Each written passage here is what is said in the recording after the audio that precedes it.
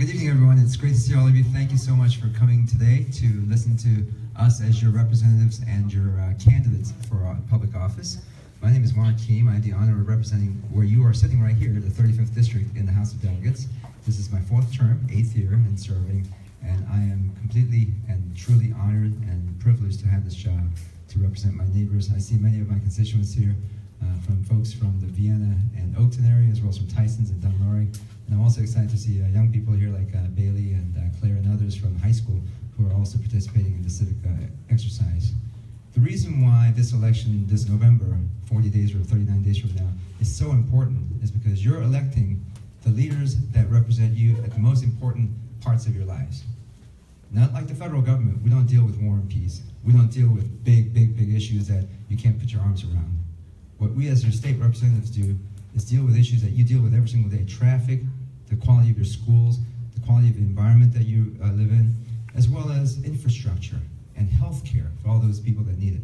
So our job is to represent you in your day-to-day lives in the way that the government should be meaningful to you and not get in your way, not become obstacles so that you can't achieve your dreams. So I look forward to working with you, answering your questions, and also to share whatever thoughts we can to make this a better Commonwealth and better Fairfax County for all of us. Thank you so much. Mr. Bulova. Mark. All right, I'm David Bulova. I represent the 37th District in the Virginia House of Delegates. That's the city of Fairfax and parts of Fairfax County stretching out to the west. And it's been an honor to be able to represent my constituents since 2005. And I want to thank the League of Women Voters and all the organizers for having this wonderful event. I grew up here in Fairfax County, raising my 3 kids here, and I want to make sure that they enjoy the same quality of life, if not better, than I had. And so my focus in the General Assembly has really been on those quality of life issues. There's a couple of things that really guide me with respect to the General Assembly. I strongly believe that we have to have a strong multimodal transportation system in order for our economy to thrive. It's one of the reasons I was very passionate for the 2013 transportation plan that's putting billions of dollars into our infrastructure. I believe strongly that our environment and our economy are linked. And so I'm just as proud of the fact that I have a 100% rating for the League of Conservation Voters as I am that I was recognized by the Virginia Chamber of Commerce on my work on career and technical education, which leads me to the last thing, which is education. There's no greater thing to invest in than education, and have worked behind the scenes on the Standards of the Learning Innovation Commission. We got a lot of work to do in Virginia. I'm really excited about the prospect of being reelected in 2018 for that session. It includes expanding health care in Virginia, dealing with identity theft and making sure we close some of those loopholes, and then also pushing forward nonpartisan redistricting reform. So I'm looking forward to your questions and a great evening. Thank you, Mr. Bulova. Ms. Tran.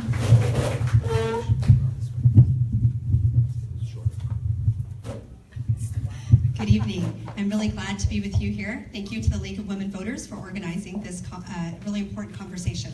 My name is Kathy Tran, and I'm running for the Virginia House of Delegates to represent the 42nd District. The 42nd District is located entirely within Fairfax County and covers parts of Mount Vernon, Lorton, Springfield, and Fairfax Station.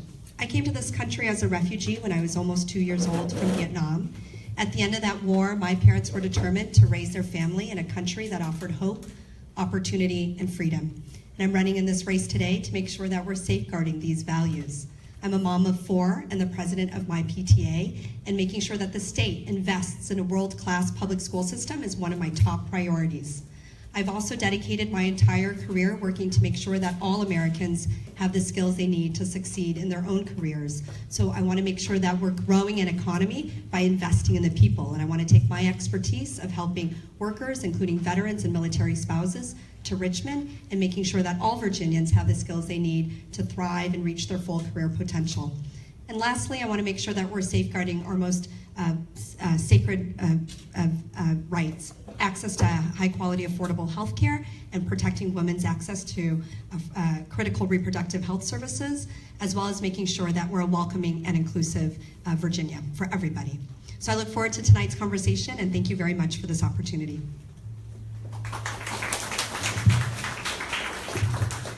Ms. Mancheno-Smoak. Buenas noches, good night, marhaba, sharafna, año hasayo. I am Dr. Lolita Mancheno-Smoak, and did you know that 80 cents of every dollar you send down to Richmond goes elsewhere in Virginia and not to us? We're Virginia's ATM, and we need to focus and make sure that we change that. One of the things that I'm looking at is ensuring that I focus on growing the economy, lowering our taxes, improving our infrastructure, and ensuring that we have quality education for all. In order to do this, there needs to be a focus on us growing geographically our economy. And for a state that has riches in human resources, in natural resources, and a strong infrastructure and ports, we need to incentivize our economy and investments in our economy so we can in turn ensure that we address all the issues and concerns of our community. As a resident of Virginia for 21 years and of South County, I commit to you to earn your trust, to work hard to be worthy of your vote this November.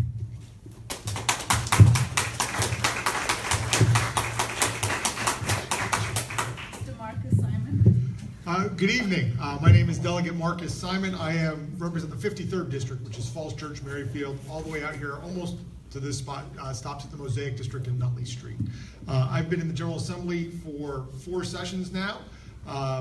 My original campaign promise or campaign slogan was working harder, working together.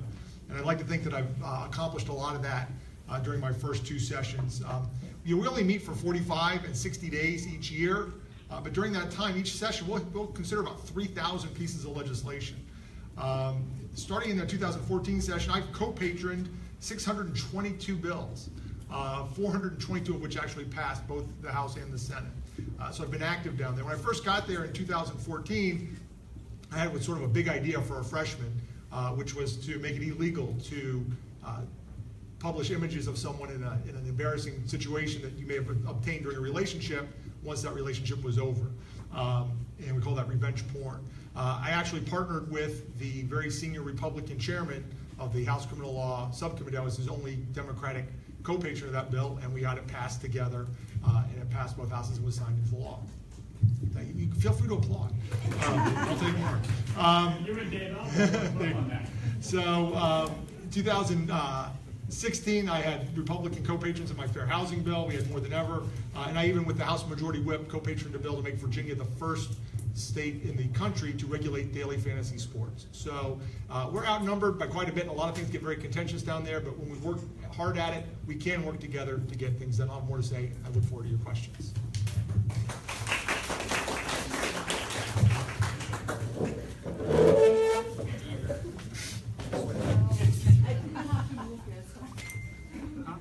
You could come to the podium if you prefer that. Oh, I'll just take my.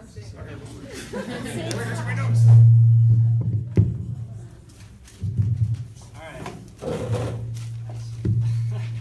All right, so I wanted to thank the League of Women Voters for hosting this event and everybody for showing up here today.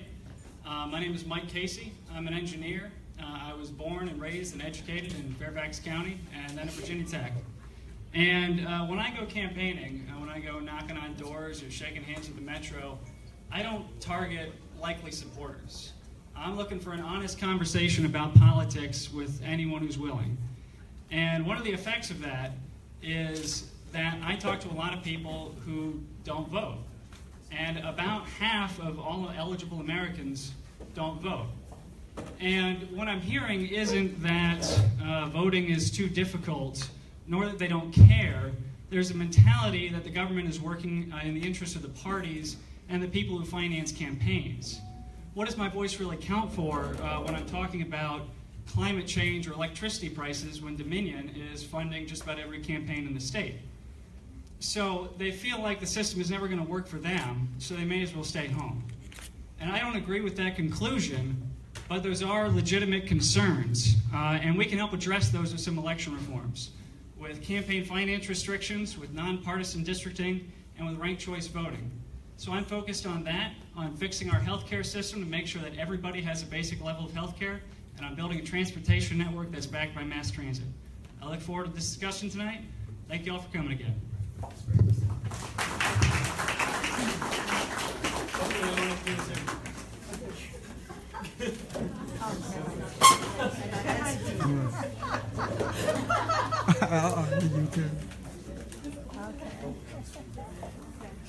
Thank you so much. You're working for us. Generously giving me your seat. I always wanted to be the Speaker of the House, but not.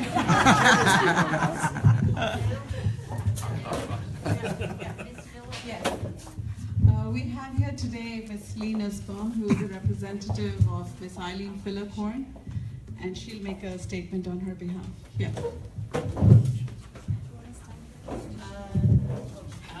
Stand wherever is easiest. I'll stand in between these two. So, good evening, everyone.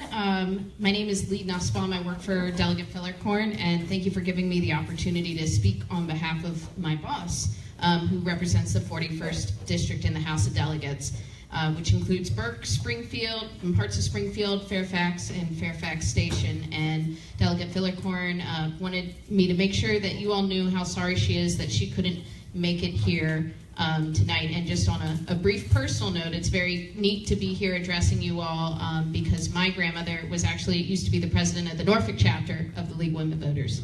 But Delegate Fillicorn has served in the House for 7 years after winning a special election in 2010. She currently serves on the Commerce and Labor, Finance, and Transportation Committees and serves as Vice Chair for Outreach of the House Democratic Caucus. And since her first election, she's introduced and passed over 25 pieces of legislation under her name and had her legislation incorporated into many more important landmark laws, whether advocating for people with disabilities, combating sexual assault, increasing child care protections, cutting red tape for small businesses, improving our roads, protecting our schools, or encouraging innovation. Delegate Fillicorn has been at the forefront of all of these issues. Just this past session, she passed legislation that allows women to purchase a year's supply of birth control at one time, a law that ensures that parents are properly notified about bullying incidents, and legislation that teaches high school students about the law and meaning of consent. Delegate Fillicorn considers herself fortunate to have the League's support during the 2017 session for several bills, including one that would allow citizens who are naturalized after a voter registration deadline to be able to register to vote, as well as a gun safety bill. Delegate Fillicorn focuses on common sense solutions to make a difference in the lives of all Virginians, and her specific legislative achievements are further detailed in the literature in the back of the room. And if you live in the 41st District, I hope she'll have your vote on November 7th.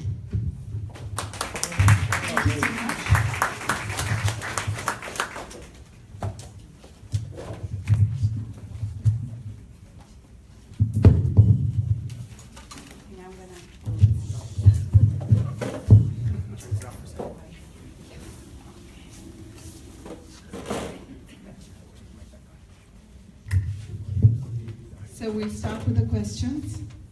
And our first question is for you, Mr. Keam.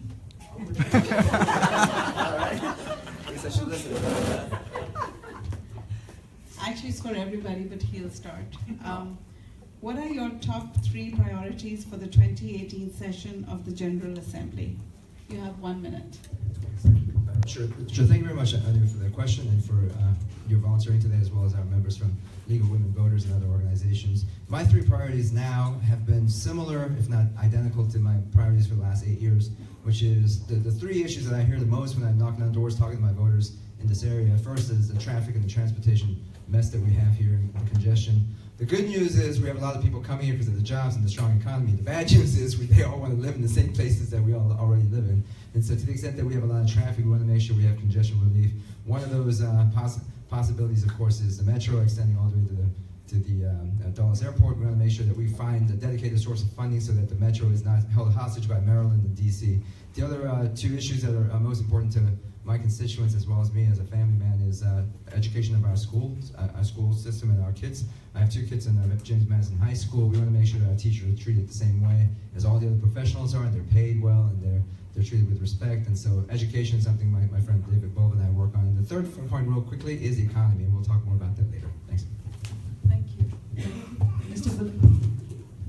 Thank you very much. And it's always hard to nail it down to your top 3 priorities. And so as a politician, you try to squeeze in a couple others in there. But really up at the top, economic diversification. We still have sequestration that's floating out there. And so it's really important that Virginia get ahead of that and continue to diversify our economy. K through 12 education, this is going to be a big year. Number one, we're continuing to progress along with SOL reform and also high school graduation reform. I think we've got some exciting things happening out there. We need to make sure that those continue. This is also an extraordinarily important year for education resources. So this is a re-benchmarking year. And so this is the year where we need to make sure that the General Assembly is paying our fair share of the standards of quality across the board. There's 2 others that I'm really going to be focused on. One is data breach notification and what to do if a company loses your information and makes it out there so that people can steal it. I was proud to be part of putting together Virginia's laws 10 years ago. Those need to be updated. And then college affordability is another really big one, especially dealing with income sharing agreements and the potential to make that happen in Virginia. Thank you. Question goes to you, Ms. Tran. Thank you. Thank you so much, Anu. So my top 3 priorities. The first would be to make sure that we're increasing the state investment into our public school system so that we are able to attract and retain the best teachers and reduce classroom size. I mentioned before, I have 4 kids, 2 of whom are in elementary school, and I'm the president of my PTA. So that is continually going to be a top priority for me and also for the constituents in the 42nd district. My second priority is to making sure that we're going to expand access to high-quality, affordable health care. In Virginia, that means we need to expand Medicaid. There's absolutely no reason why we should not be doing that in this legislative session that's coming up. There are 400,000 working Virginians who would benefit from the expansion of Medicaid. The third priority is to making sure that we're supporting veterans as they transition from the military to the civilian workforce, either through entrepreneurship programs or increasing bridge programs so they can take advantage of their experience in the military. Now, I've had extensive experience working to support veterans and military spouses at the Department of Labor, and I want to take that expertise and help work on those types of programs as well. Thank you. Question goes to you, Ms. Mancheno-Smoak. As a college professor, engineer, and business owner, my primary areas of concern are going to be focused on ensuring that we lower our taxes so that we can have a catalyst for business growth in our state, and also grow our economy geographically so that there is more diversification of businesses, industries coming into our state, so that we diversify the portfolio away from dependency on just service industries and get into production industries that contribute more to the revenue of the state.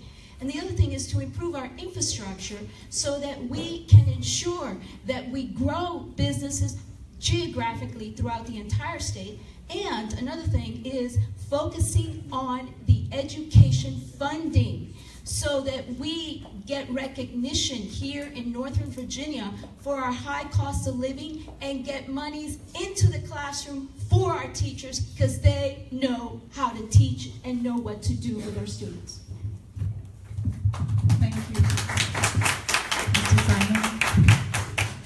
Thank you. So, my 3 priorities are first, giving folks an opportunity to succeed and improve their lives. And the way we do that is by helping them tackle the student loan debt problem so it doesn't burden them forever, and raising wages so people can earn a living wage for a full day's work. Number 2 would be giving people a government that they can trust and believe in. I think a lot of our problems we have today are because people do not trust the process by which their leaders are elected, and the process by which bills pass. And then finally, it would be equal justice for all.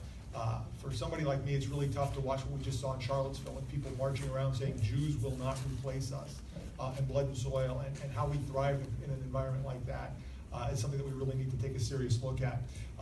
So those are the 3 priorities. I think we all have talked about improving the economy and giving people a chance to succeed. I think it's great we have this idea that we can lower taxes and spend more money on infrastructure and education at the same time. I'm not sure how that math adds up. But if we want to attract businesses, we want to make sure that we are a state that welcomes everyone. And that means we don't have laws that discriminate against people based on their race, based on their religion, or based on their sexual orientation or gender identity.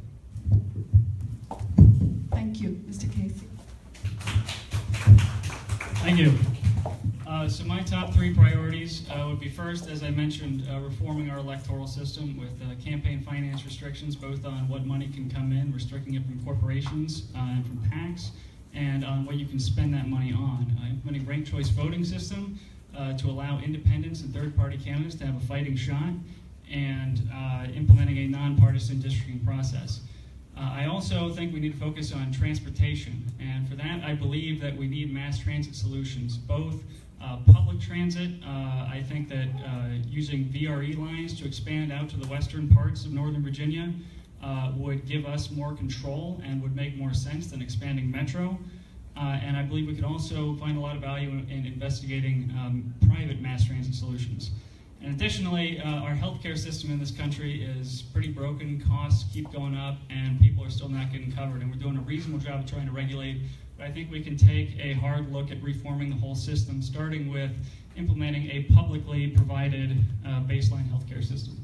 Thank you. Thank you. Our next question is for Mr. Bulova, starting with Mr. Bulova actually. Do you support dedicated funding for Metro? And if so, how would you provide this funding? Thank you. That's a great question. And yes, I do support a dedicated source of funding for Metro. I think it's important that they be able to rely on a funding stream. I don't think that necessarily has to come from a new tax. I think that means that we need to identify that out of the general fund and make sure that that's set aside based on the needs of the Metro system. I think Governor McAuliffe and Governor Hogan are pretty much on the same page with respect to the fact that we also don't want to write a blank check to Metro and it not to be used effectively and efficiently. And so certainly Metro is going to need funding in order to be able to get themselves out of the situation they're in. And so they need that upfront support now, and it needs to come with measures and metrics to ensure that that money is being spent wisely and that we're getting the bang for the buck that we need for Metro. But absolutely, we need to go ahead and fund that. My understanding is that's one of the governor's priorities that he's going to include in the budget this year.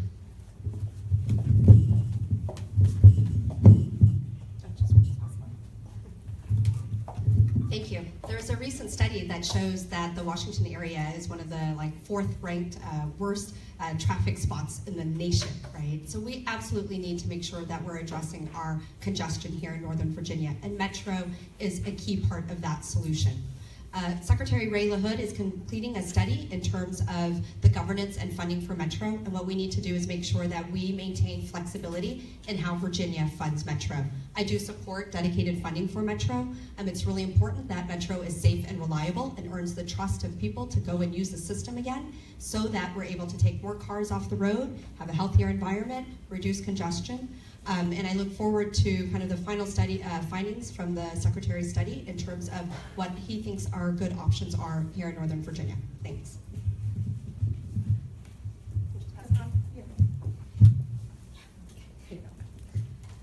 I absolutely support the funding, dedicated funding to Metro, but I think we need to also recognize that there are problems beyond just funding. And one of the fundamental things that we need to consider when we're investing hard-earned tax dollars and making investments is that we establish accountability of the organization's leadership. When we don't have accountability and performance metrics in organizations, they fail. They fail in preventative measures. They fail in maintenance. They fail overall in program administration and operations. We as citizens cannot afford to have our tax dollars misspent and to put ourselves at risk because of failures in safety recommendations and quality control. So, if we're going to invest, let's make sure there is a performance management system put in place with accountability.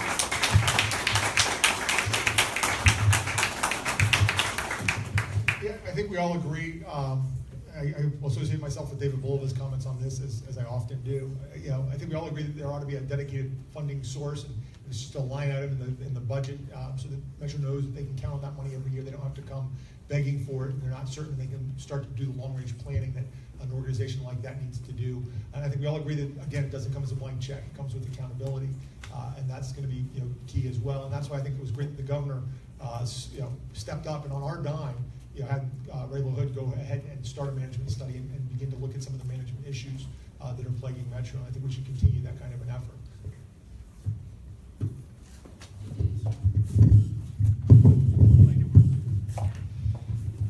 Okay, so I think that investing in Metro is it's a good investment. It's good for the environment. It's good for traffic. We certainly have a high enough density in this area to warrant a mass transit system. And in terms of accountability, certainly Metro has had a lot of issues over the years. I think Wiedefeld is doing a pretty good job nowadays. And I do think, there's a difference between a dedicated funding source and dedicated funding levy. And a lot of people, when they talk about dedicated funding, they're talking about having a gas tax or a portion of the sales tax that's just going towards Metro funding or public transit funding. And I'm a little hesitant to support that because there's a lot of instances where we see that. And one of the most infamous ones is school funding through lotteries. And what we've seen in states that fund the schools partially through the lotteries, it's a great PR thing. But what we've seen is there's an initial boost of funding in like the first couple of years after, and then the funding slowly drops off because people are expecting the lottery to be funding the system. So I support a dedicated funding source, but not a dedicated funding levy. Thank you. Mr. Keam. Sure, thank you for the question. Of all the members in not only in the Virginia State House, but also in Maryland and the Washington, D.C.'s council, I represent more metro stations than anybody else. I have 4 on the Silver Line and 2 on the Orange Line. And so obviously metro funding and metro sustainability and accountability and reform are very important to me. I would agree that we need dedicated funding, but I also agree that there's no reason why that has to translate to taxes, which a lot of our friends on the other side of the aisle tend to attack us as Democrats for saying anytime we say funding, they just equate that means more taxes. I absolutely do not agree with that. I think the way you make something dedicated as a source of revenue for a project is to prioritize what we already have. As you might remember, in 2013, we raised taxes in Northern Virginia specifically for Northern Virginia transportation, which did not include Metro. And so the idea is using that fund as well as other funds that are already available, if we can prioritize to say, whenever we have funding that comes from DC, Maryland, and from the federal government as counterparts, we have to make sure that we live up to our fair share. Otherwise, we don't get that subsidized funding from the other jurisdictions. So by having that the top priority, so nothing else gets spent until we spend down the $500 million that we need in Virginia to pay for Metro, that's where I would have that dedicated. Thank you. Our next question, we'll start with Ms. Tran. The question is, do you support the expansion of Medicaid? Why or why not? Thank you. Absolutely. I believe that having high-quality, affordable health care is a right. And expanding Medicaid would ensure that 400,000 vulnerable working Virginians have access to health care. It's also, there's also a very strong economic argument to be made. Virginia has left $10.6 billion on the table because we have not expanded Medicaid. That's $6.6 million of our taxpayers' dollars every single day. So there's a very strong moral argument and a very strong economic argument for us to expand Medicaid. Thank you.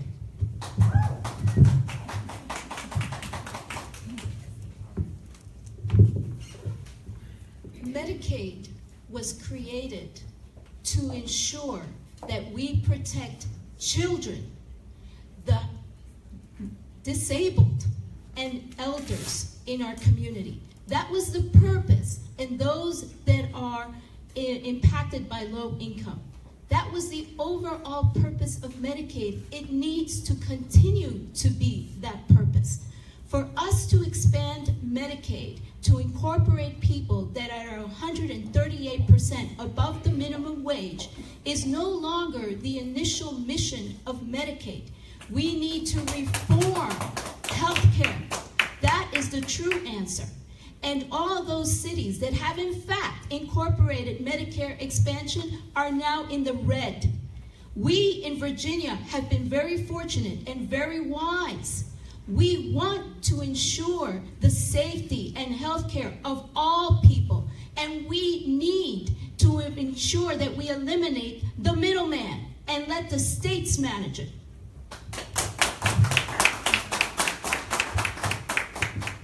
So, just sort of an instant fact check here. It's 138% of the poverty level that would qualify for Medicaid expansion.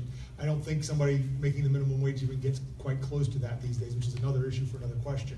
And it is a moral imperative that we provide health care coverage to those 400,000 people that aren't covered. I've been accused in the press and by my opponent of being a bit of a pain in the butt down in Richmond and a little bit antagonistic. And let me tell you what they mean by that. That's because I got up during the morning hour when we're supposed to be doing nice little speeches about how everything's great and talking about folks back home, and I point out the 4 people in the gallery that don't have Medicare coverage. I describe their stories of what happens to them as a result of the fact that they aren't covered because they fall in the coverage gap. They make too much money to qualify for traditional Medicaid, not enough money to be able to afford a subsidy on the exchange. They were, by design, this 138%, this gap was supposed to be filled by states opting into Medicaid. We've chosen very cruelly here in Virginia not to do that because we didn't like the president that passed the program. We wanted the program to fail, and as a result, I point out what that does to real Virginians every day. So if that's being a pain in the butt, that's being an antagonist, I'm going to keep doing it when I get down there next year.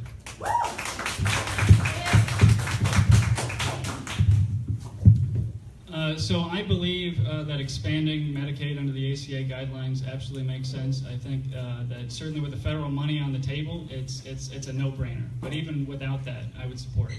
There's a lot of people who need good health care. But I only support it under the current paradigm that we have of a centralized insurance-driven healthcare service, which has a lot of flaws.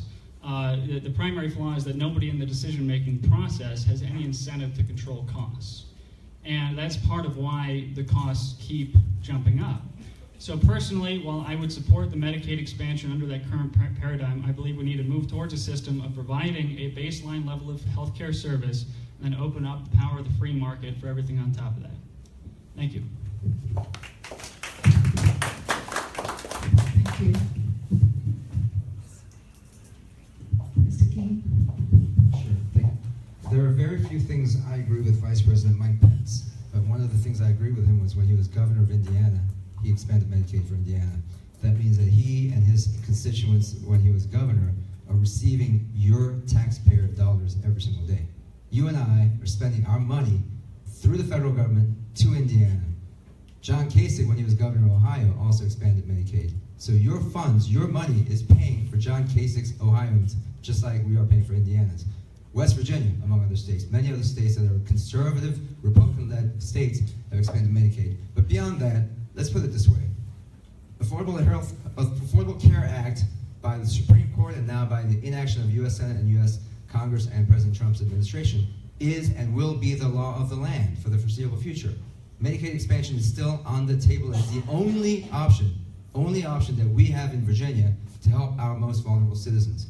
So let's get our heads out of the sand and understand and recognize the law of the land has that and requires that we spend our money on our own taxpayers and not on some other states. So I'll try to wrap it up a little bit because I think there's been some great points. I absolutely support expansion of Medicaid in Virginia, and here's a couple reasons why. Number one, if we don't have that expansion, we are already paying because of higher premiums to those who do not have insurance. So the idea that somehow we're not paying one way or the other, that's false. The second one is we are paying those federal taxes, just like Mark Keam went ahead and said. I would much rather be able to get that money back to Virginia rather than sending it off to other states or leaving it at the federal level. But I think the two things that are really important are, number one, preventative health means that you're going to save money in the long term. If you can keep somebody from suffering from a chronic illness and get them the health care that they need, that's going to save a lot of money in the long term. It's the right thing to do. And finally, no family should ever have to decide between bankruptcy and getting the health care that they need. Let's go ahead and make sure that we get those people covered. Thank you. Our next question, we'll start with you, Ms. Tran. Oh, you did, sorry. Ms. Mancheno-Smoak. Should dreamers who graduate from high school be allowed to attend Virginia colleges with resident status? I've worked with a lot of dreamers. They are the fabric of our future in this nation. These are young men and women that have done sacrificial endeavors just to complete an education here in Virginia, in the United States. I believe that we should have the opportunity to enable these residents at this point of our state to have the opportunity to attend Virginia colleges. These folks will be expanding our workforce of tomorrow. They are, in fact, the ones that will be working in our companies and leading our nation. They're high in number and they're high in caliber. They are part of us now, and we need to treat them as such.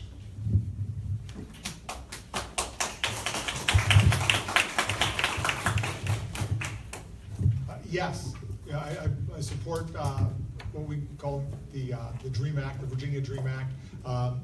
We haven't been able to get it passed in the Virginia General Assembly, but Attorney General Herring came to the realization when he was elected Attorney General that these folks are actually legally present here. They're legal residents, and under our statute, if you are a Virginia resident, you're here legally as a resident, you qualify for in-state tuition.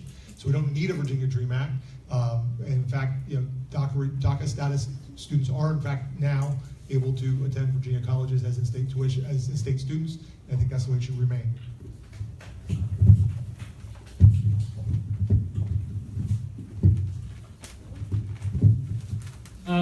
Yes, these people are our neighbors. They're part of our community, and everybody else who's our neighbor and a part of our community, we pay for their education, and I think that we should absolutely continue to do that for all people that fit that category. In addition, when it comes to that in-state status, I think something that's worth investigating is providing free community colleges for everybody who's in-state. I think it might possibly be a little bit too expensive to do that for universities and colleges, but for community colleges, I think providing technical education and some amount of science and math education at a higher level to all residents and citizens and anybody here is very positive and will pay dividends for years to come. Thank you. Thank you. I'd like to remind the audience to please not applaud after every candidate. Just after me. Right before I speak, right? Well, on the DREAM Act, if I had more time, I'll tell you a great story about how it all originated. I was in 2001, early part of 2001, I was a staffer in the Senate Judiciary Committee for a Democratic senator who came up with the idea of the DREAM Act because of a Korean American student in Chicago who was suffering from a lack of documentation when she was applying for college. When we broached the idea, a senator from Utah, Republican, who happened to be a chairman, Orrin Hatch, loved the idea. He came up with the name DREAM Act, which stands for Developing Resources for Education for Alien Minors, DREAM Act. So it was a Republican idea that came up. And it wouldn't pass but for the fact that comprehensive immigration reform kind of jettisoned it. I think not only do we have to support it, but there are two parts to it. And first is the in-state tuition, which Virginia already has. We have to make sure that we provide that opportunity for the kids to stay. But the second part of it is what happens after you give them that legal status? What happens once they start working under the DACA program? Can they become U.S. citizens eventually and stay in this country, or will they always live with the fear that they have to get kicked out and live somewhere else? I think we have to do both parts, provide the financial and other incentives for them to stay so they can become employees here, and also give them a legal status so that they can stay here and then have families themselves. Thank you. Thank you, and I think I agree with everybody here.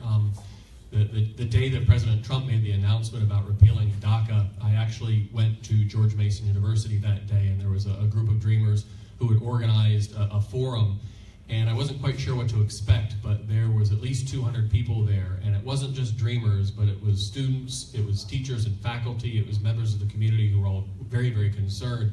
And I looked across the room, and I guess what really struck me was just the enormous amount of potential that I saw in those students right there. And they're absolutely correct. You know, these are students who have grown up in our community. We've invested in them, and we really do owe it to them to help them to succeed. And so we definitely need to make sure that we support those dreamers coming forward. Thanks, David. Absolutely, we need to be continuing our current policy of allowing dreamers to have in-state tuition if they also meet the Virginia eligibility requirements.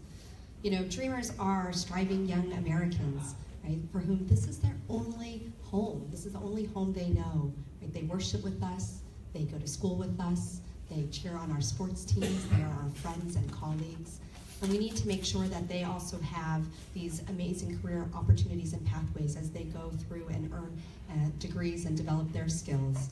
And I would also pledge to work with our congressional delegation to make sure that we're supporting comprehensive efforts for comprehensive immigration reform. I worked in immigration advocacy for an organization that worked both with the left and the right to lift up very diverse voices to support immigrants and immigration reform. And we need to continue to support what we can do to enable dreamers to thrive here in Virginia, as well as federally working with our congressional delegation. Thanks.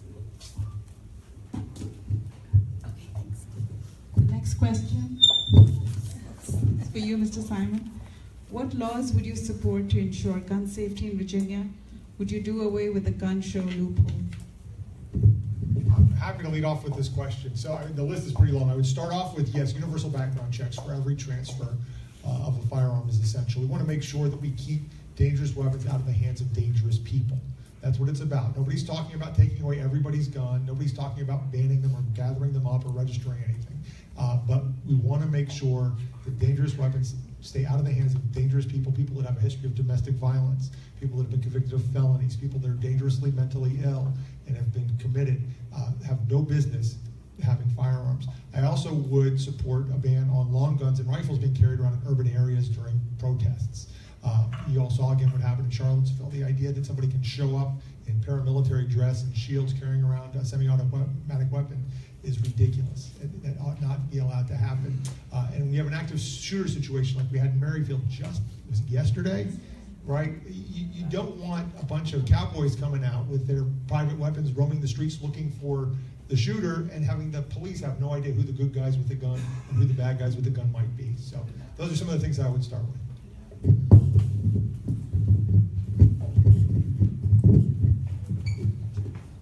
I agree that we need to try to keep firearms out of the hands of people who shouldn't have them, of dangerous people, of convicted felons. And I would add as an addition that we need to make it as easy as possible for people who should be able to own a firearm to obtain one, because it is a right.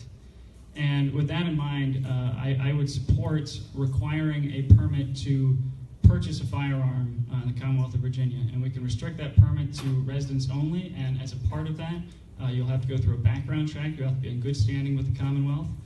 And that would both make it easier, it would make the process faster for people who are approved, and it would make it more difficult for people who should not obtain firearms. Thank you very much.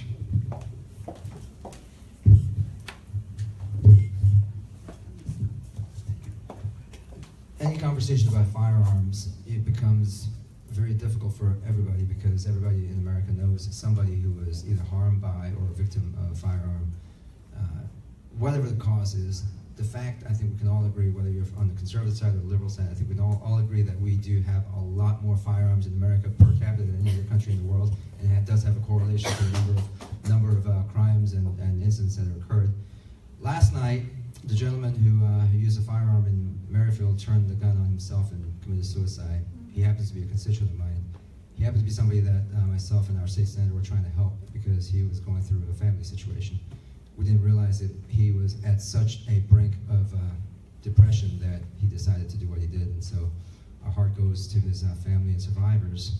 But there's one thing that we can do that brings both sides together on this issue, which is to make sure that whoever wants to purchase a firearm under the Second Amendment to be able to use it for his or her lawful purposes goes in front of every government agency they need to go to make sure that we've checked every box so that nobody who does not qualify mentally, criminally, or otherwise ends up purchasing a firearm.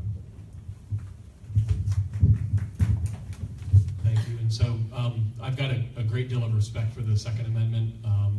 My dad made it a very, very point to make sure that I knew how to handle a firearm when I was growing up, and I've made sure to pass that along to my two children, because I think that really is at the heart of gun safety, is knowing what you have and how to handle it if you ever run into it.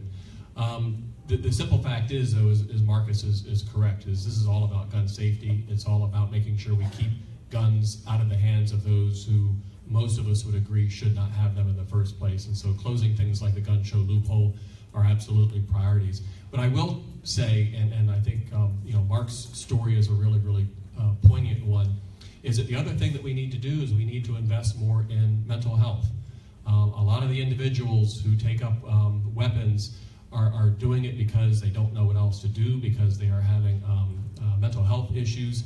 And so Virginia, we've been trying to invest more in those particular areas. We have a habit of investing after tragedies and then ratcheting back. We need to make sure that we're increasing funding so people who need to get that help can get that help. Thanks, David. As a mom, I really worry about the safety of my kids.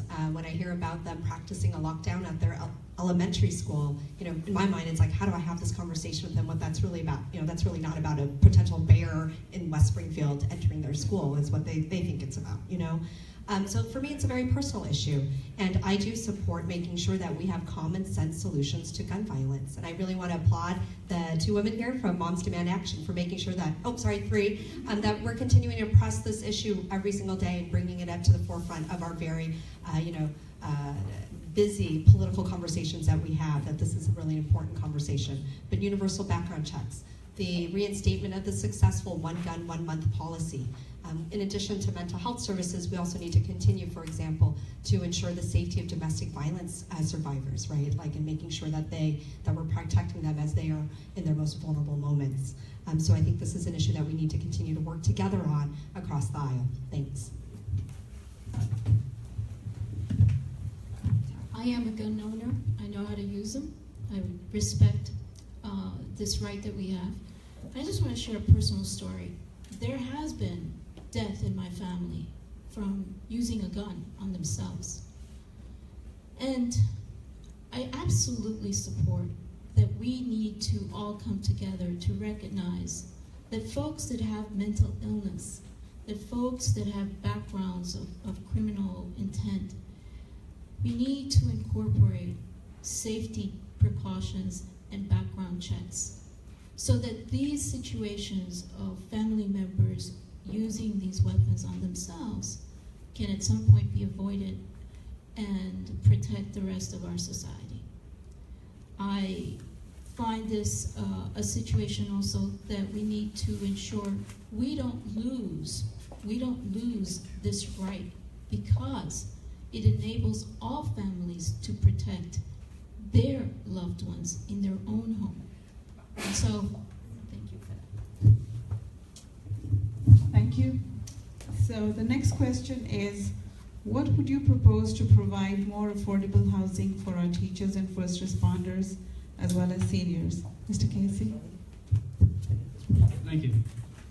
When it comes to affordable housing up here in Fairfax County, we have a pretty aggressive affordable housing program, but I'll say that there are 4 levers that we can pull to help address this. One is with an affordable housing system to make sure that developers provide affordable housing units with every development they do.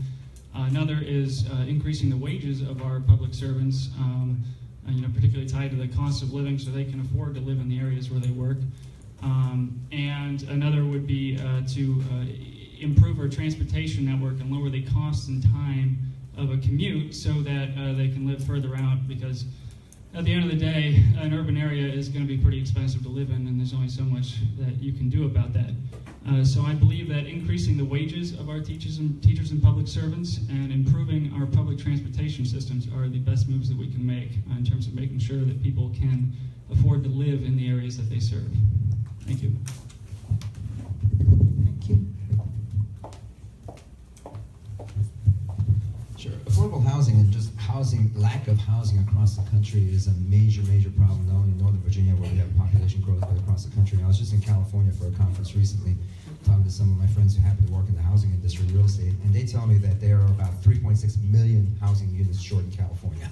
And across the country, you have roughly 600,000 new homes that are built.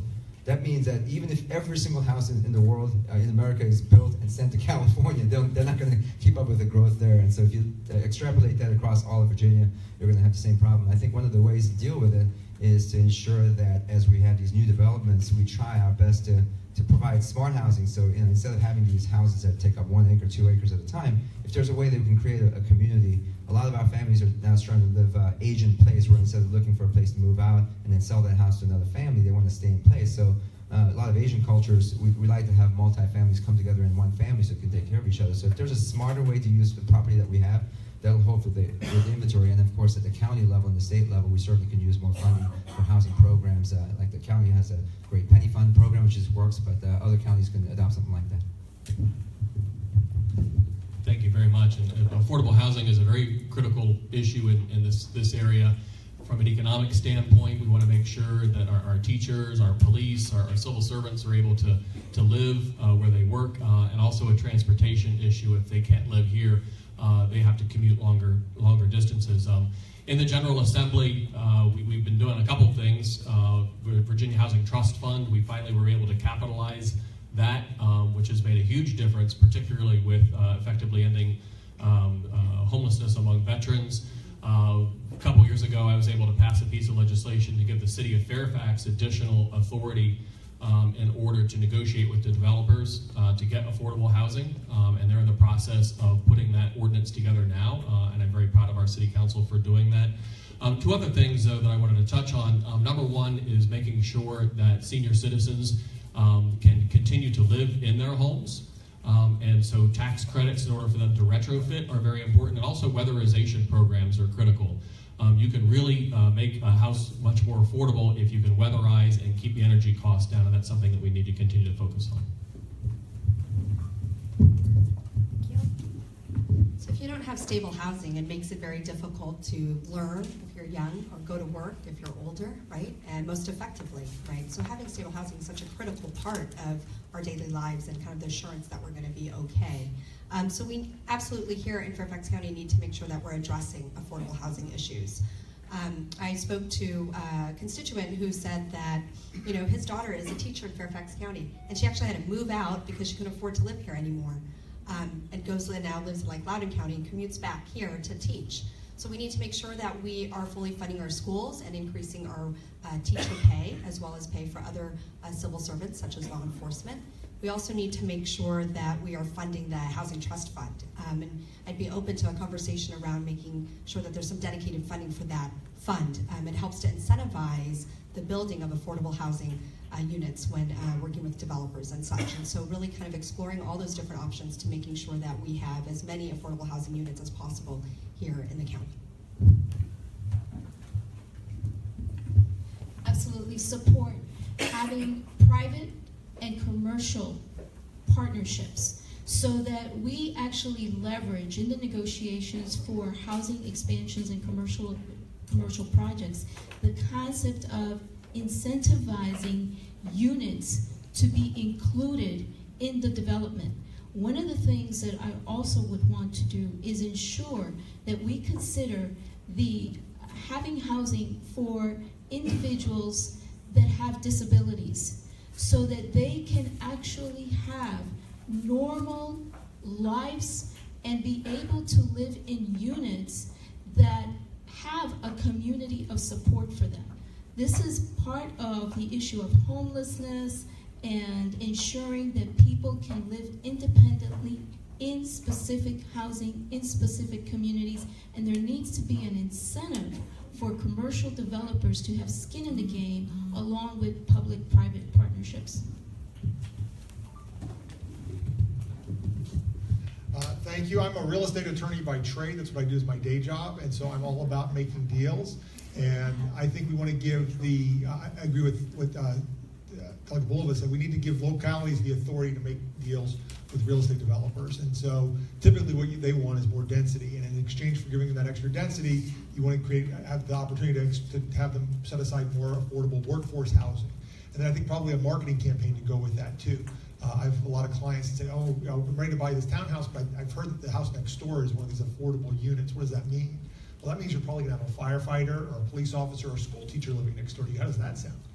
That sounds pretty cool, right? But that's not the image that people have of affordable housing. So I think something to market it, let's make deals with the deal makers. And then finally, what I'd say about the affordable housing issue is, we heard earlier about this 80 cents on the dollar goes to other parts of the state. Well, part of the reason we have 80 cents on the dollar go to other parts of the state, you don't want to move the state workforce to Fairfax County. Trust me, we'd have to pay them a lot more, and it wouldn't really be very cost effective on the one hand. On the other hand, one of the things we spend our money on are prisons. We don't want any state prisons, and that would solve the affordable housing problem if we plopped a state prison right in the middle of Burke, but I don't think we want to go there either. Thank you so much. Our next question is, Mr. Keam, we'll start with you. Sure. What is your position on climate change and its relationship to the recent hurricanes? Well, let me start by a disclaimer that I am not a scientist, unless you consider political science a science, and I don't know enough about the science, but I do know one thing, that if we don't do something about what we perceive to be climate change now, things can only get worse. And the reason I say that is because I do believe that man has a role in causing a lot of the climate changes that we've seen, as well as some of the other effects that create that pollution. So I do think that this is beyond an argument from the left, from the right, from conservatives, liberals. This is about us as business people and as members of society. How do we deal with this in a smart way? One thing that I do, I'm on the House Commerce and Commerce Committee where we deal with a lot of energy issues. One thing that we have to do is go beyond the traditional talking points, where you have Dominion Power on one side saying, we have fossil fuel and electricity and coal, and that is all we have, and that's all we're going to offer you. And then the other side saying, let's use all this clean, renewable energy. We need to be able to come together, and I've been able to work across the aisle in creating a working group to bring solar for the first time in Virginia. And I'm hoping that that kind of good faith, goodwill opportunity will create more opportunities so that we can overcome not only climate change, but cheaper energy for everybody. Thank you, Mark. And yeah, climate change is absolutely real, and it has huge implications for Virginia. I had the pleasure of serving on Governor Kane's Climate Change Commission a couple of years ago, and looking at the potential impacts, whether that is vector-borne diseases, whether it's on our agriculture, whether it's on the Port of Hampton roads, and the billions of dollars that we need to protect our port, which is one of the most vulnerable in the nation. Virginia has a lot to lose if we don't step up to the plate. Now, the thing is that we have an opportunity here to take a hold of an economic boom that's associated with clean energy. And so whether you're investing in solar, whether you're investing in offshore wind, we can get out in front of that. We can take advantage of that. We can go ahead and build those things here in Virginia, or we can lag behind and we're going to lead the pack, and we're going to have to suffer the consequences of climate change without any of the economic benefits. I'd rather see Virginia lead the pack. Thank you. In the 42nd District, we have Mason-Neck State Park amongst our many treasures. So if we're not fighting climate change, we're not going to have those treasures like Mason-Neck or others in our state anymore. Absolutely, I believe that climate change is real, and we need to be at the forefront of battling it. Doing so is not just good for the environment, it's also good for our health, and it can help grow the economy. I think we need to be looking at how do we invest and nurture our clean energy industries, such as wind and solar. I had a chance to work when I was at the Department of Labor to work with the state of Montana in helping to jumpstart their biofuels industry in a very red state, where we were able to bring together growers and economic developers and the community and technical colleges and the workforce side to look at how do we support entrepreneurs, how do we support innovators, and how do we grow that workforce to meet the needs. So I think that's what we need to be doing here in Virginia so that we can be taking the lead. We don't want Maryland and North Carolina to be surpassing us in this area. We want to be the leaders. Thanks. Having worked in the energy industry, I'm very much supportive of alternative sources of energy. We need to be leveraging multiple vectors along that line. It is no longer just a dependency on fossil fuels. We have the technology today to actually store energy and make it mobile. So we don't even have to build power plants anymore. That's the nature of technology in today's energy industry. And with respect to climate change, we live in a planet that is alive. that moves, that has tectonic plates that are going to change all the time. We need to accept this is the world we live in. We need to protect it. And so environmental controls and understanding how to have sustainable practices in our industries is vital to the continuity and cleanliness of this planet. That is something we have to just incorporate. So climate change is clearly happening. There's no denying it. It's having effects on us, and we caused it. I mean, that's the bottom line. I don't need to be a scientist, I don't think, to reach that conclusion. I agree with the scientists who tell us that. I think that their science is sound, and we can see the effects every day. And lately, we've been seeing a lot of it. It's funny, in Virginia, we're not allowed, in the General Assembly, you're a troublemaker if you call it climate change. We have to call it persistent recurrent flooding, which we know happens. And we can deal with persistent recurrent flooding, but we can't call it climate change. We can't do anything about the Clean Power Plan. In Virginia, we refused to participate in the EPA's Clean Power Plan to try and, again, incentivize the use of renewable energies and end our dependence on fossil fuels. And it is problematic when you've got big corporate giants like Dominion who've got a big sunk investment in coal-burning power plants. They don't want to retire those early because they don't get the return on investment that they expected. But I think it's our job as legislators to push them in that direction and get us moving on renewables as quickly as we can and have renewable portfolio standards and do the things we can do, pull the levers we can pull as lawmakers to make the transition.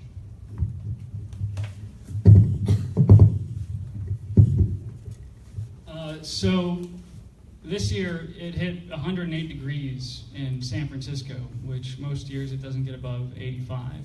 Last year, Christmas was warmer than the 4th of July here, and it was snowing in the Sahara Desert. So something is happening. Something is happening to our environment, and the smartest scientists we have who are investigating this tell us that it's because of a greenhouse effect, and it's because of human consumption and human burning of fossil fuels. And now another thing I want to say is that the Apollo project is oftentimes held up, going to the moon is oftentimes held up as one of the greatest human achievements. And part of why is that there's almost nothing bad about it. It's just a dream, and it's something where we took weapons of war and we did something great with it, something where we all came together and did something amazing. And I think there's an opportunity to do that here. There's an opportunity for a massive project to invest in nuclear power, and solar power, and wind power, and to scale back our consumption while maintaining the growth we need for a strong economy. Thank you. Thank you.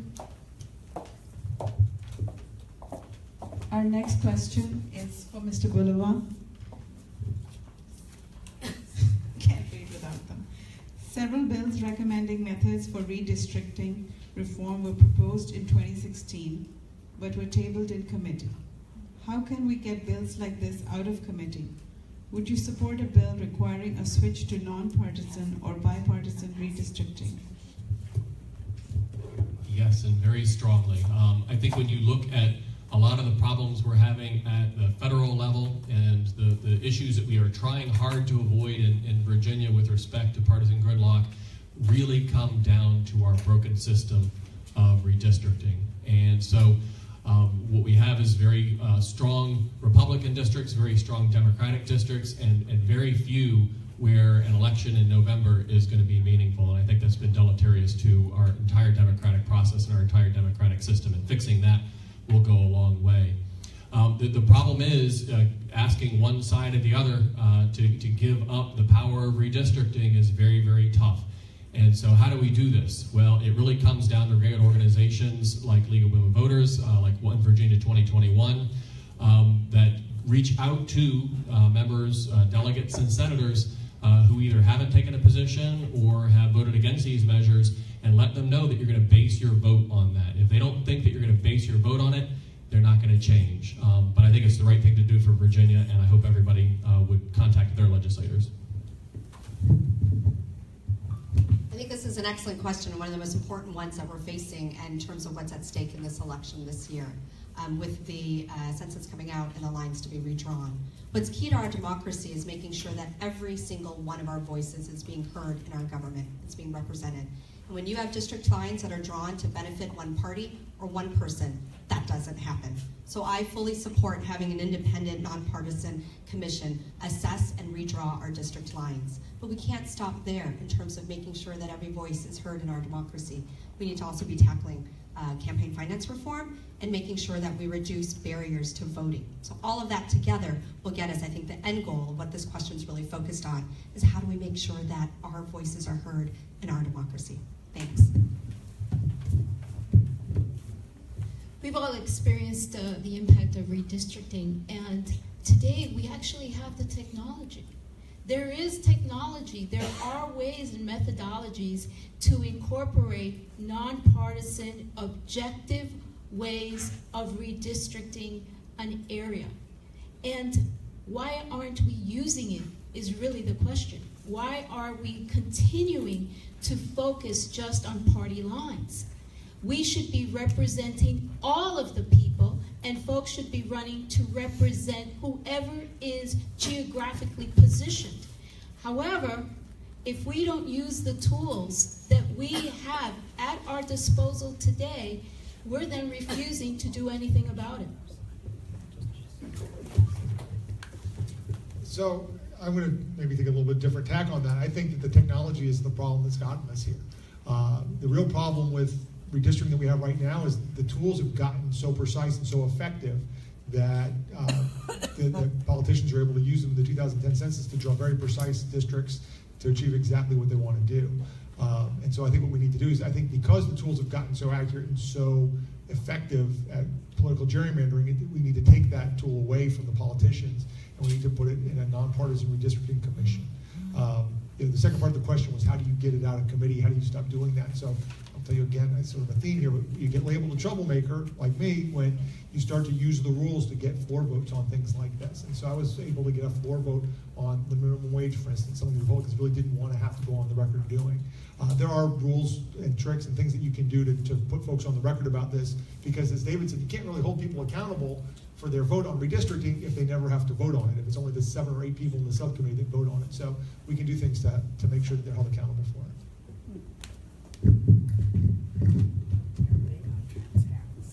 Well, if I get elected, I think I'll be the only independent in the General Assembly, so I'd be happy to take care of redistricting, and then I'll be independent and nonpartisan. No, I support creating a commission independent of the legislature with members that are appointed by the governor and approved by the legislature to handle our redistricting process. There's no way to fully take the politics out of any system, but we can at least make a solid step forward. Another thing that I would say that several other states with independent commissions have implemented is to, after the redistricting is done, to put it up for a popular vote the same way we do for bond referendums. I think that is an important step that we should do in our redistricting process to ensure that people have faith in the lines, which is what gives them faith in the elections. Thank you.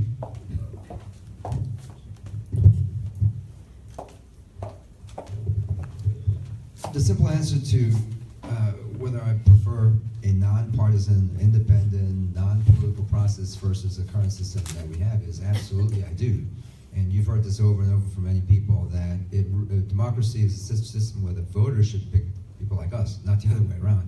And right now the system works where it's not just all of us, it's the majority party in the House decides that they want to stay in power.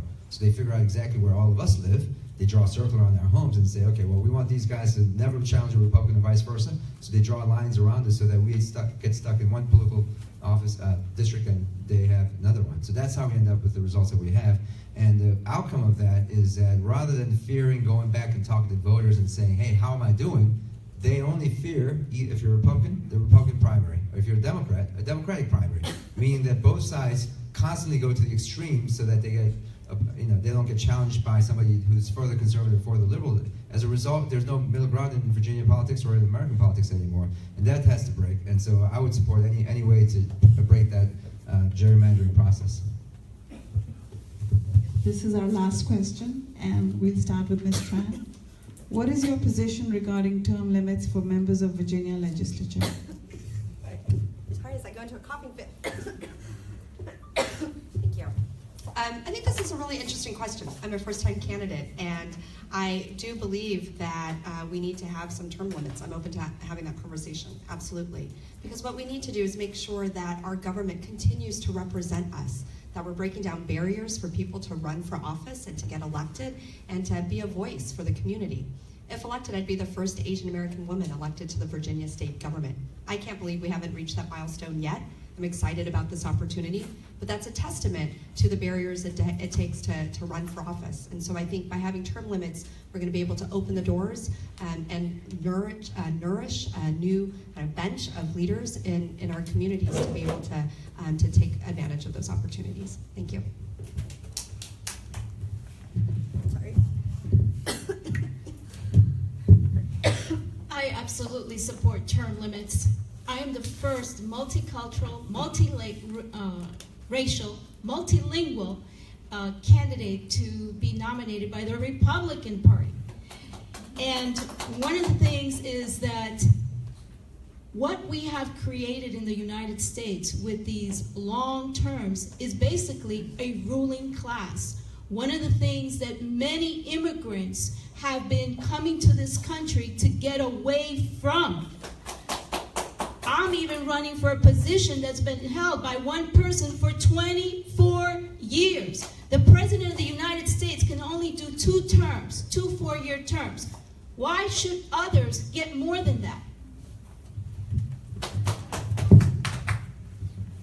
So in Virginia, the governor is term limited to just 1 term, and it's part of our system of checks and balances. The legislators are the institutional memory. We're part-time, so we're only down there 60 or 45 days a year. It's hard enough to learn what goes on in 45 days. By the time you kind of figure it out, I'm now through my 4th term, I'm still trying to figure it out. So I'm going to maybe surprise some of you, but I'm completely against term limits. I support a lot of the other reforms we talked about, so that if somebody's there too long and they're not responsive, we have a realistic opportunity to vote them out. I think term limits are the easy way out. When people stick around too long, they stick around too long because they're in gerrymandered districts where they don't face real competition. They get all the incumbent finance that incumbents get, so there's not a real opportunity for people to raise money to kick them out. So we have all this incumbent protection stuff built into the system.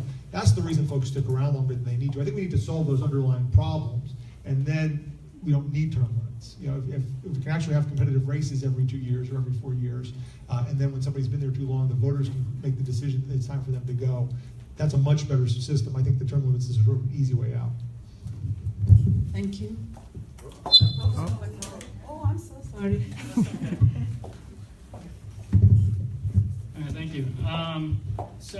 Term limits are a reasonable idea, and what they're trying to accomplish is to reduce corruption and reduce the number of entrenched representatives, people who are entrenched because they have essentially the entire political system in their district built around them. And that's a real problem, but we got to make sure that when we're implementing a policy that we're accounting for unintended side effects. And I think that Delegate Simon is absolutely correct in that legislating is very complex and it's difficult and it requires skill and experience. And so if we are just kicking people out every 3 or 4 terms, then we're going to end up giving more power to people who don't have term limits, the staffers and the lobbyists in making policy decisions. So personally, I think a reasonable middle ground would be to implement a consecutive term limit. That is to say that representatives can only serve for somewhere between 3 and 5 terms, at which point they have to step down for at least a term, and then if they want to come back, they can fight for it. And that will ensure that only the best representatives are in there for a long period of time. Thank you. Thank you, and sorry about that.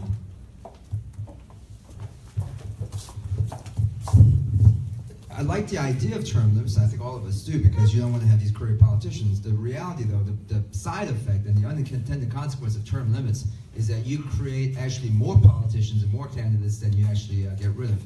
And here's the reason why. I used California as an example earlier. I actually lived in California when I was younger, and I still have a lot of friends in California politics.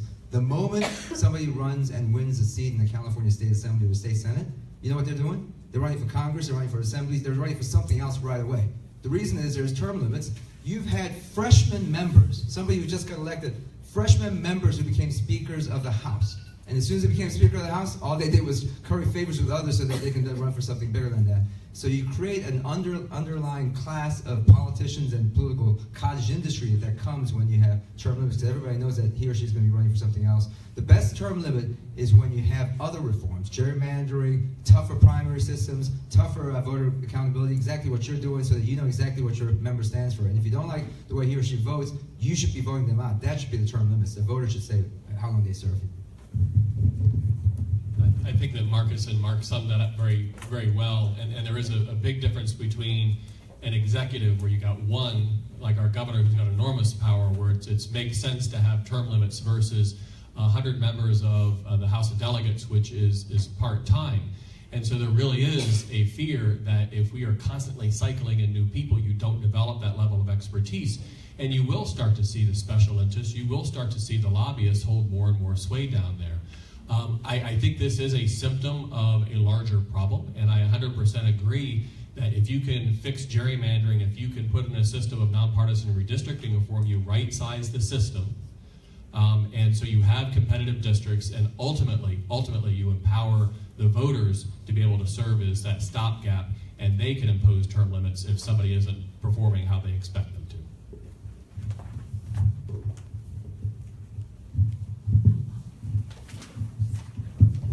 So that was our last question. I'll now call upon each candidate to give their closing remarks. You have about a minute each, and I'm going to start with Mr. Casey. Thank you. Thank you all again for coming here tonight. I want to start with a quote. Ask not what your country can do for you, but ask what you can do for your country. John F. Kennedy said that in 1961 in the midst of an explosion of civic and democratic engagement. And we should remember and emphasize that spirit and those values. Winning an election is far less important to me than trying to get out 100% of the vote, than hearing what everybody has to say. People need to understand and be active in their government in order to believe in it, in order for democracy to work. And for that to happen, some things are going to have to change. And just like the world needed a shift from Copernicus to Kepler, and from Newton to Einstein, and from King George to President Washington, we need some new paradigms today. From elections and energy to healthcare and transportation, we could use some new thinking. We can do better than patching and tweaking broken ideas. That's why I'm running, and that's why I'm here today, and I hope that's why you're all here too. Thank you.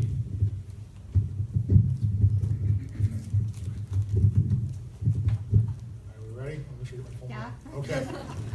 All right. Well, thank you to the league again, and thank you all for the great questions. I think this was actually a really interesting and provocative and very civil debate that we've had here, and I think that this is a great opportunity for all of us to do that. I look forward, I hope, with your support, to going down for a third consecutive term in the House of Delegates, where I'm going to continue to fight for the things that I believe in. I'm going to continue to stand up and be a loud advocate for sensible gun violence prevention measures, for raising people's wages so that a full day's work pays a livable wage that you can live on, for helping students escape the debt cycle that comes with student loan debt so they can succeed and move forward in their lives, and to make sure that Virginia is a place where everyone feels welcome to come and live and work and start a family, regardless of their race, regardless of their religion, regardless of who they love. Virginia is the greatest state, the greatest commonwealth, the greatest place to live. It's where I grew up. It's where I'm raising my family. But we have to work to keep it that way. It's not a given that it'll always be that way. But with your support, I hope to work to keep it the great place that it is. As a professor, as a business owner, as an engineer, I am committed to work for District 42 and to be your voice and your fighter for what is needed by our community in Richmond. I will work hard to earn your trust and be worthy of your vote this November. That is my promise to the district and to you, and I thank you for sharing this evening with all of us and allowing us to have this dialogue with you. It has been an honor. Thank you very much.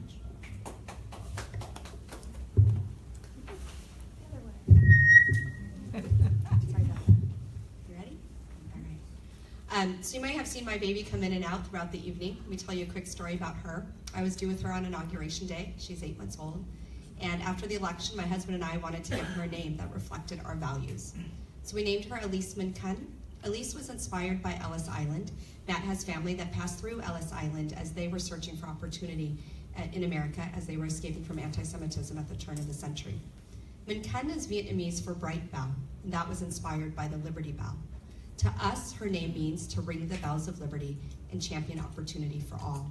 I made the decision to run when she was a month old because I had just given this very aspirational name to this tiny baby, and I knew that I couldn't just rest upon her shoulders that responsibility of creating this future for herself, that I needed to stand up in this moment and to fight for her future and for all the kids in my community. So I'd be really honored to have your vote if you live in the 42nd District, or to pass a good word on to your friends that do. Thank you so much for this opportunity tonight. I appreciate it. Well, thank you. It's been a pleasure, and it's been a great conversation. I also want to thank the League of Women Voters and their partners for putting on this forum. I want to thank, again, all of our new candidates for stepping up to the plate. That's really at the heart of our democracy, and I'm so glad that they've done that. I remember when I was a relatively new delegate, we had a Republican come in, a prominent Republican come in and speak to the House Democratic Caucus. And what he said has stuck with me for a long time, which is that we all come down there to represent our constituents. And when we can work together, we should work together. When we disagree, it's okay to fight for what you believe in, but you should do so respectfully. And so when I go down there, that's what I want to do. That's what I strive to do. I like to problem solve. I love to problem solve. But when you do disagree, you do it in a respectful way. We got so much stuff that we can get accomplished here in Virginia, and so many things that can propel Virginia forward. You've heard a lot about them tonight, but I just want to say one of the things that I've learned is the power of listening. If you live in my district, and I'll finish up in just 1 second, I've had coffee hours, informal coffee hours, for the last 12 years, where I just sit there and listen at Main Street Bagel. I got 2 more this fall. If you're one of my constituents, I hope you'll stop by. They're a wonderful time. Coffee is on me. Well, first of all, good evening, everyone. Thank you so much for your time, giving up a weeknight to come and listen to a bunch of candidates and political officials.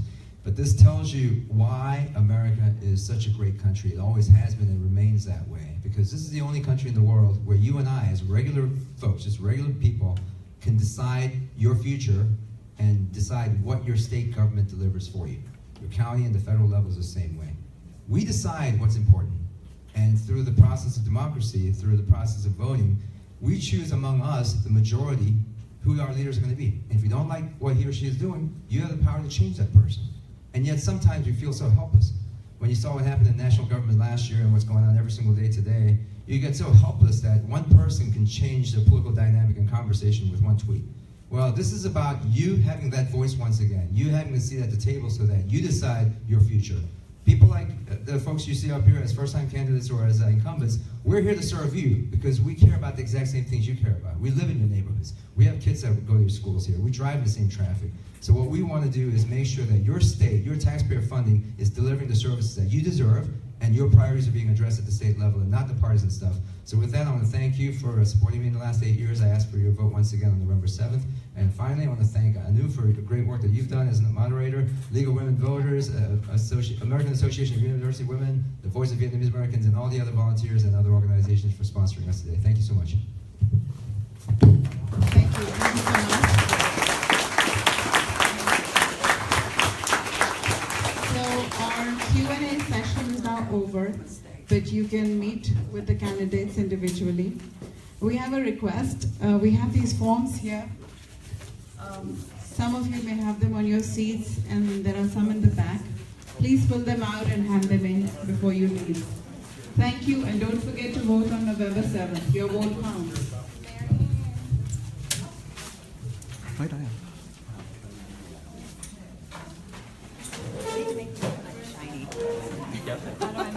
I don't know.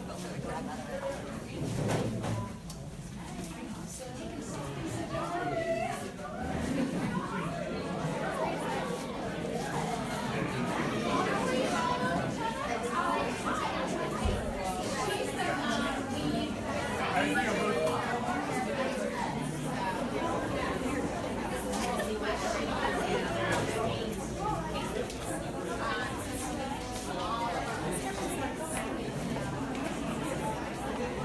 videotape.